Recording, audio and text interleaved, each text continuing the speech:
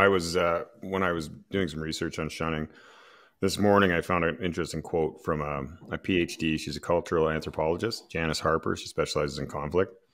And just in shunning, she said that it's a cruel, unnecessary, and pointless.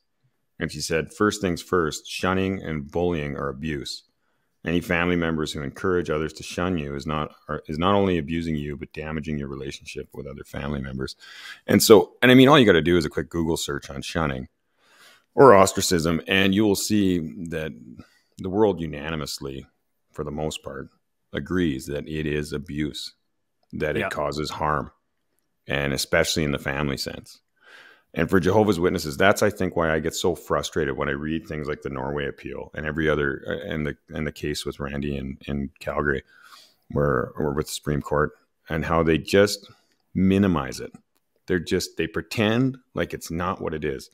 And the reality is, and we talked about this before, is these guys have no backbone. They are cowards, and you're taught as a Jehovah's Witness. We're talking about the Watchtower here. Yeah, Watchtower. The Watchtower. Organization. Yeah. The organization, because as individual witnesses, we're taught to stick up for our beliefs. And you said this before, like as a 14-year-old kid, you don't stand for the anthem.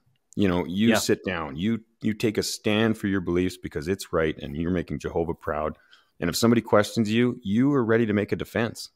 But these fucking guys, they won't. They will sidestep and lie and mislead the courts and pretend that it's not what it is. When if they just had the balls to stand up and say, yeah, we shun. That is exactly what we do. Normal family relations do not continue. Exactly. Let me take that a step further, Nash. Just think of the history. And, you know, I'm speaking to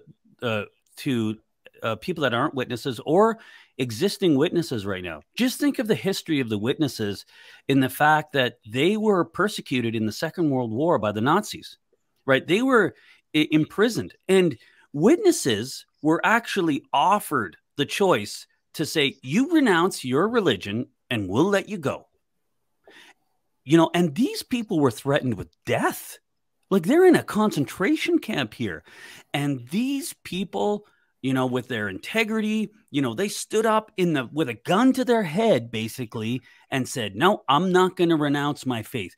And the Watchtower holds these people up, you know, as examples. Like, look at how strong their faith was.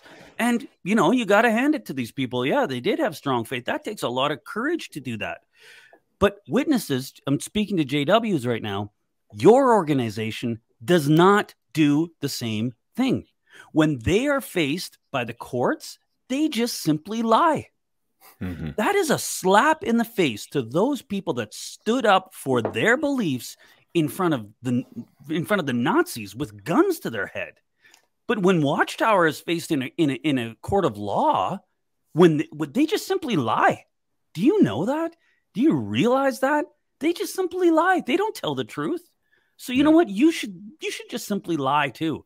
Integrity means nothing to this organization.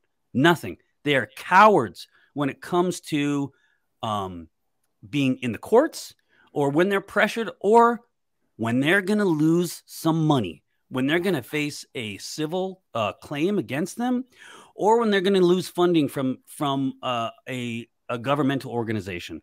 They just simply lie. And they don't have your back, as we've just learned. Yeah. If you're a Jehovah's Witness elder and you are loyal and you are following the rules and you're listening to direction from the branch, just take that case in Illinois and you will see how much these guys have your back when push comes to shove. All of a sudden it's, sorry, we had nothing to do with this. And you're going to jail, even though you're following the direction that we told you to do.